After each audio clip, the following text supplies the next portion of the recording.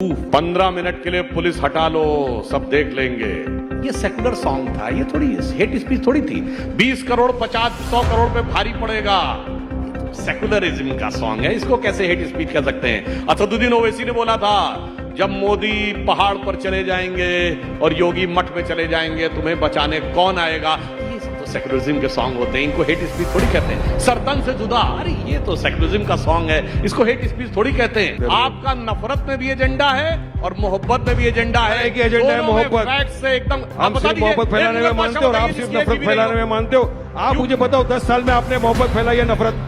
10 साल में क्या फैलाया मोदी ने? सिर्फ नफरत नफरत नफरत। जवाब के सिवा कुछ नहीं फैलाया। एक मुगल बादशाह बताओ जिसकी एक बीबी रही हो, हरम में कोई औरत न रही हो, और आज भी ये 4 बीबी के साथ है। ये 4 बीबी के साथ है और एक स्त्री के प्रति समर्पित निष्ठावान प्रेम के प्रतीक की शेरो शायरी क्या एक एक्सक्लूसिव कॉपीराइट है। समझिए agenda. If he is saying that the reaction from the Muslim community was spontaneous, तो ये छत पे पत्थर कहां से आ गए? वो स्पॉन्टेनियस आ गए, मतलब वो कोई आसमान से यूं किया स्पॉन्टेनियस और आ गया। साहब this is the proof. Otherwise मैं पूछना चाहता हूं how come the bricks come on the roofs of the houses? That shows that this is an alibi, that it is spontaneous, it has been well mastermind and planned. That's the things are coming in the investigation. Now coming to the provocative speech, sir, if party like them are giving, it's like the devil is giving a sermon. 15 minute के लिए police हटा लो, सब देख लेंगे। ये secular song था, ये थोड़ी हेट स्पीच थोड़ी थी। 20 करोड़ 50-100 करोड़ पे भारी पड़ेगा।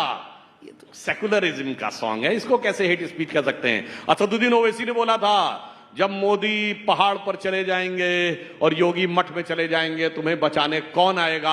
ये सब तो सेकुलरिज्म के सॉन्ग होते हैं, इनको हेट स्पीच थोड़ी कहते हैं। सरतन से जुदा, अरे ये तो सेकुलरिज्म का सॉन्ग है, इसको हेट स्पीच थोड़ी कहते हैं।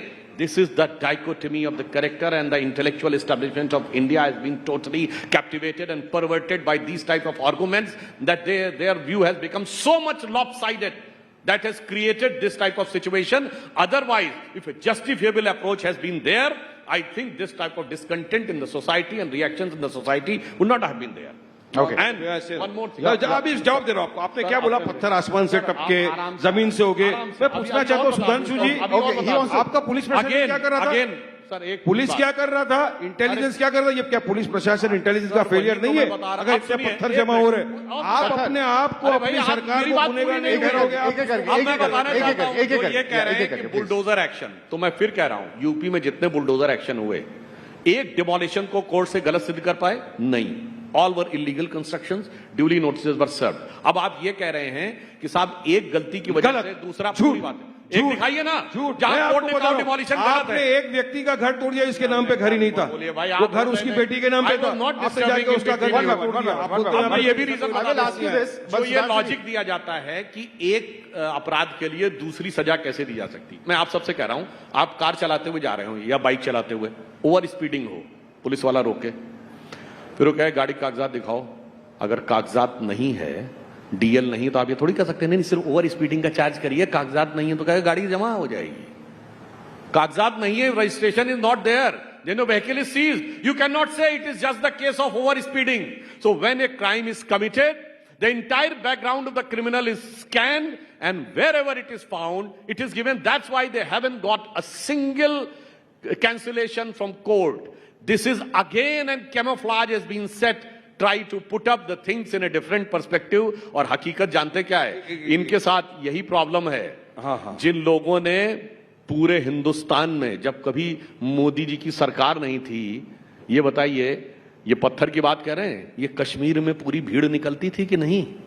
जुमे की नमाज के बाद पत्थरबाजी करते हुए किसी इंस्पेक्टर अयूब को मार देती थी। अब दिखती है भीड़ पत्थरबाजों की। कश्मीर में बंद हो गया कि नहीं? कोई स्पॉन्टेनियस नहीं था। Everything was मास्टरमाइंडेड। 23 मिनट हो गए, 23 मिनट हो गए। अब मैं आप लोग सब यहाँ बैठे हुए, मैं आपको बीजेपी का हकीकत चेहरा बताना चाहूंगा। 23 मिनट हो गए, जिसमें 15 मिनट सुधांशु जी ने भाषण दिलाया, चिल्ला पुकारा। मुझे बताओ, इनकी बात में एक भी बार इन्होंने डेवलपमेंट, विकास की बात की, एम्प्लॉयमेंट, जॉब की बात की? एक भी मर्तबा बात नहीं की 23 मिनट में भी। ये असली चेहरा है बीजेपी का। बात है कि पत्थरबाजी, मुसलमान, हिंदू, इसके सिवाय टॉपिक की पॉलिटिक्स से पोलराइजेशन है। अरे अभी तो सौगात ईडी आ रहा है, सुनिए। आज तक तो ये सौगात ईडी दे रहे थे, ईडी जा रही थी सबके, आप सौगातें दिया। अरे सुधांशु भाई 25 करोड़ की आबादी है, 32 लाख लोग को देके क्या करेंगे आप? बाकी के सब कहां जाएंगे? और आपको क्या लगता है मुसलमान आपके 32 लाख के लोग ये क्या भूखे हैं क्या? आपके मोहताज है क्या आपकी?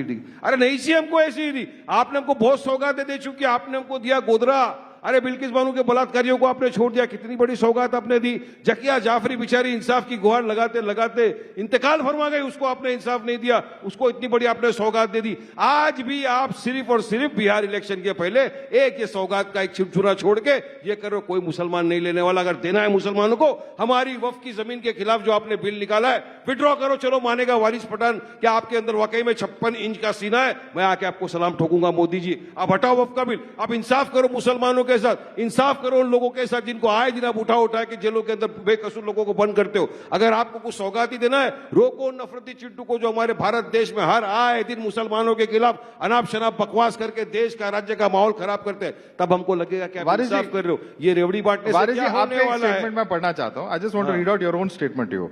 You have talked about, I am quoting you, today I met actor Akshay Khanna who portrayed the role of Aurangzeb in the movie Chhawa. Akshay is a wonderful person. If a Muslim actor had played the role of Aurangzeb, the situation might have been entirely different. What kind of comment is this? Yes, of course. Is this not polarizing? See, I met Akshay Khanna. We met. It was nice in talking. And we just spoke about certain topics. And I said, sir, आपने तो Chhaava film कर ली, आपको तो कुछ नहीं होगा क्योंकि आप तो अक्षय खन्ना हो, विनोद खन्ना के बेटे हो। लेकिन यकीन मानो अक्षय, अगर आपकी जगह पर कोई और मुस्लिम ने ये रोल कर दिया होता, आपकी जगह कोई भी मुस्लिम एक्टर होता जिसने रोल किया होता, तो अब से क्या हो जाता उसके साथ। अरे आप तो उसको औरंगजेब समझिए, उसका मॉब लिंचिंग ऐसे कैसे कह सकते हैं? शाहरुख खान है, आमिर खान है, क्या मॉब लिंचिंग याद आता है आपको? ट्रेन में आपको दाढ़ी टोपी वाला दिखा नहीं, मॉब लिंचिंग। रस्ते पे आपको दिखा मुसलमान, इसने कुछ भी बोला, मॉब लिंचिंग। गाय की तस्करी के नाम पे झूठी पे बुनियाद, मॉब लिंचिंग। अरे कहां तक देश को ले जाएंगे? हलाल हराम औरंगजेब, इसी के ऊपर पूरे देश को आप खत्म कर दोगे। You have to be responsible in your commentary, sir. You have to be responsible in your commentary also, both you and your leader, because this is the kind of statement that can evoke some strong reactions. But you want to respond to that? अब मैं बताना चाहता हूं, सुनिए, अब मैं बताना चाहता हूं फिल्मों में एजेंडा क्या चलता था। ये कह रहे हैं चलो एट्रोसिटीज वाली फिल्म अलग, मैं मोहब्बत की फिल्मों की बात कर रहा हूं। From the age generation of our grandparents to present जो फिल्में बनी है मोहब्बत की, उसमें क्या है? सलीम अनारकली, जोधा अकबर, शाहजहां नूरजहां, यही सब है ना?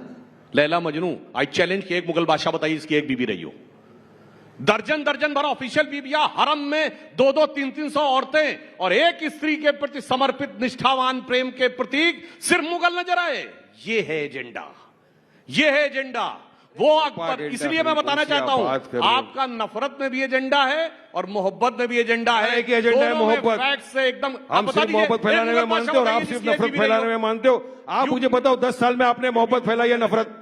10 साल में क्या फैलाया मोदी ने? सिर्फ नफरत नफरत नफरत, जवाब के सिवा कुछ नहीं फैलाया। एक मुगल बादशाह बताओ जिसकी एक बीबी रही हो, हरम में कोई औरत न रही हो, मगर सारा सलीम अनारकली, जोधा अकबर, शाहजहां नूरजहां, यही है एजेंडा दिमाग में बनाया गया है। और आज भी ये 4 बीवी के साथ है, ये 4 बीवी के साथ है और एक स्त्री के प्रति समर्पित निष्ठावान प्रेम की प्रतीक की शेरो शायरी इनकी एक एक्सक्लूसिव कॉपीराइट है। समझिए एजेंडा, समझिए एजेंडा आप अच्छी तरीके से। आप सुनिए, अब मैं बताता हूं कि किसी भी तरह देश में नफरत फैलाना है, पोलराइज करना है। अब जवाब दे दीजिए। आप सुनिए, इन्होंने कहा डेवलपमेंट की खाली बात की और फिर धीरे से हट गए। अब मैं बताना चाहता हूं, एक दौर था जब भारत की ग्रोथ रेट 2% रहती थी, 1.8 और 2% in the decade of 80s। जो लोग यहां होंगे सबको पता होगा उसका क्या कह के मजाक उड़ाया जाता था कि इंडिया कभी 2% से आगे तो ग्रो ही नहीं कर सकता। अच्छा, रेट ऑफ इन्फ्लेशन कितनी रहती थी? 10%, 12%, 15%, 16%। तो उसे कहा जाता था 2% तो हिंदू ग्रोथ रेट है। आप सबने वो टर्म सुना होगा, it is 2% Hindu growth rate, और महंगाई की दर 10% रहती थी। और जब से हिंदुत्व वाले आए हैं, अब ग्रोथ रेट क्या है कि आईएमएफ की चीफ क्रिस्टीना जॉर्जिवा ये कहती है, एक दौर था इनके दौर में, जब याद करिए वो पुरानी फिल्म का गाना है ना, फिल्मों की बात हुई है, जब जीरो दिया मेरे भारत ने दुनिया को तब गिनती आई, उससे पहले प्राण क्या कहता है? क्या कंट्रीब्यूशन है तुम्हारे कंट्री का? India's contribution to the world is 0, 0 and 0। उसके बाद गाना शुरू होता है। ये इंदिरा गांधी के जमाने की फिल्म है। और अब क्रिस्टीना जॉर्जिवा IMF की चीफ कहती है इंडिया मेरे को बहुत हद तक करोगे याद तो हर बात याद आएगी maximum it is going to be 15%. India is going to be the growth engine in the global world. क्या बात कर रहे हैं नॉट स्टॉपिंग अलाउड अच्छा सुनिए Respond. Where is respond? अरे अब यही होता है जब फैक्ट खराब आया देश को आगे लेके जाना क्या पीछे Okay, one by one.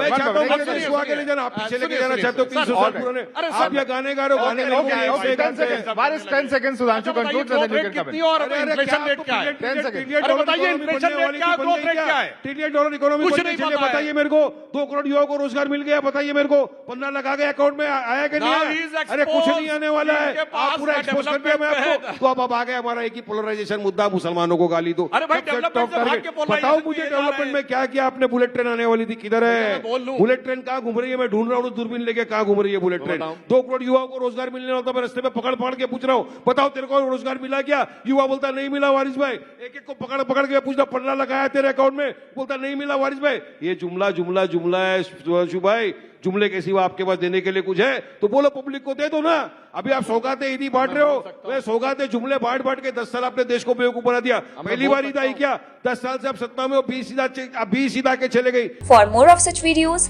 do like, share and subscribe to ET Now Swadesh.